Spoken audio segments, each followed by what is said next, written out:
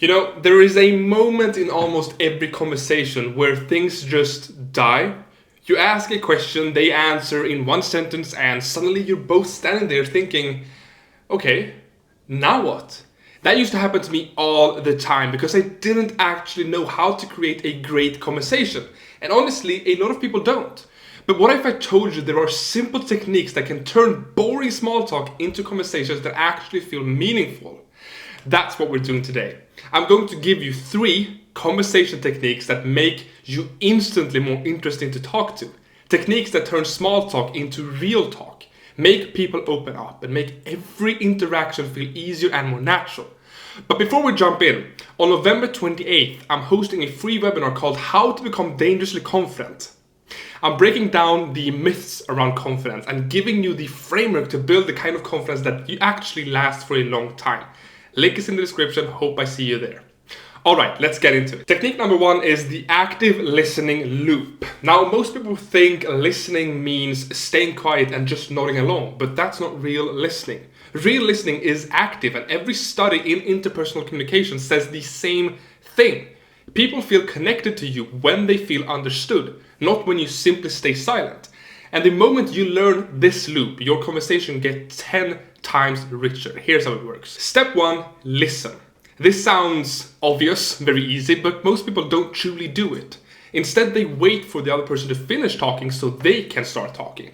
Now, real listening means paying attention to the tone, the emotion, what they repeat, where they hesitate, little details they emphasize. All of this is information. It's like breadcrumbs they drop without noticing. And the better you get at paying attention to those breadcrumbs, the easier conversations become. Step number 2 is summarize. So this is where most people just skip ahead. They skip this part, but it's the part that completely changes the conversation. So you repeat a key part of what they said in your own words back to them. So you're saying that this happened when you did this. Wait, so the part that bothered you the most was this? So this doesn't mean just mimicking them. This is about showing that you're actually following the meaning of what they said. So psychologists call this reflective responding, and it's one of the strongest trust-building behaviors in communication. So it signals, I'm here, I get you, I'm with you, I understand you. Step number 3 is where you confirm. So this is where everything clicks. So you double check that you understood everything correctly. So you add these examples at the end of your summary. So is that right? Am I following you correctly? Did I understand that you meant this? So this does 2 things directly, instantly for you. First, they feel genuinely heard. And secondly, they feel safe opening up even more because you've shown that you understand them. And here's why this makes you more interesting. Most people in a conversation are focused on their next sentence. You're focused on them. You become the person who gets them, not the person who's just waiting for their turn to talk. That alone makes people want to talk to you longer and makes you more interesting. Technique number 2 is open-ended questions. Nothing kills a conversation faster than closed questions, or just questions that are very easy to answer shortly. So how was your day? Good. Great, it's dead. Closed questions force short answers, whilst open-ended questions create actual dialogue. And this is backed by decades of social psychology research. Now, when people have to think before answering, their brain shifts out of autopilot. So suddenly you're not just another person in their day, you're someone they feel safe talking with. So here are some better questions instead. What was the best part of your day so far? What are you working on that you're excited about? How did that whole thing even start?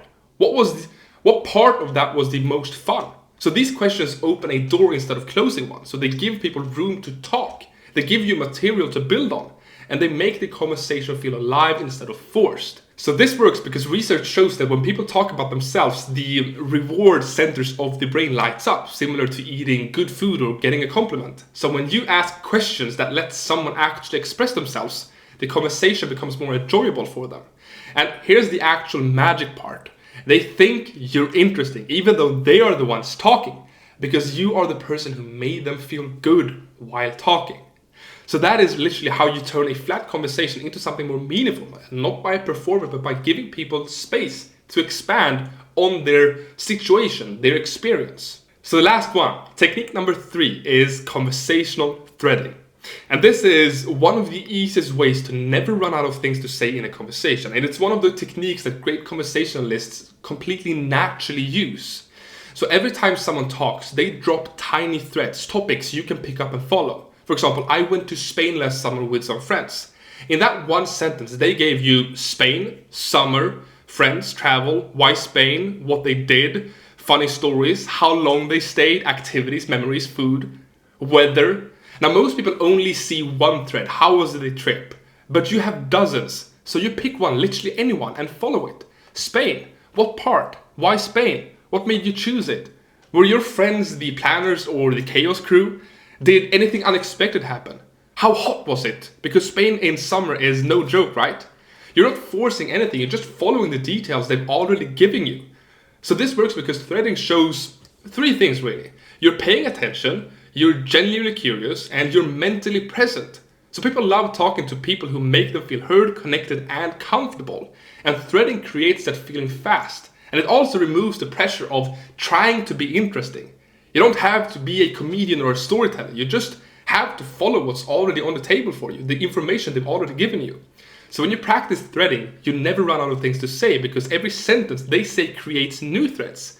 So if they answer the question if it was hot, and Spain can be very hot during the summer, they will give you even more threads to talk about. So you never run out of things to say. And that is why conversational threading is such a great technique to learn. So those are the 3 conversation techniques that instantly make you more interesting to talk to and make you easier in conversations. The active listening loop, open-ended questions, and conversational threading. If you start using these today, your conversations will feel smoother, deeper, and way more natural. And if you want to improve your communication skills fast, I'm running a free webinar on November 28th about how to become dangerously confident when you speak. So the link is in the description. Save your seat right now. I hope I see you in there. And if you like this video, hit subscribe. I post breakdowns like this every single week, helping you improve your communication skills. See you in the next video. Bye bye.